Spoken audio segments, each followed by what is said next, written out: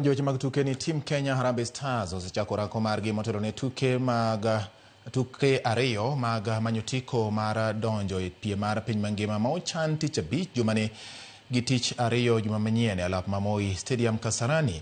Harambee Stars biro rakore gi tim mar Gambia tich abich kapok girakore gi tim mar Seychelles ndalo ang'wen tuke duto ma ibiro bagi alap ma Kasarani.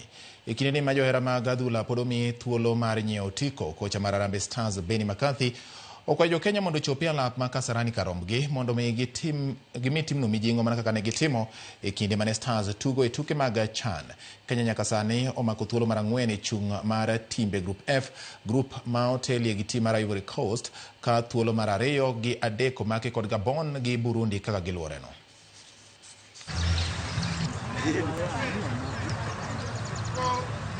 So that's amazing because it makes our team selection only stronger, and you have top quality players playing in major leagues that's willing to come and play for the national team. So yeah, so looking forward to that. So we've done our homework on the players that we wanted. Rowera dek marude ma nigi ng'ol mar obwongo kata autism timo ikruok margi motelo ne tuke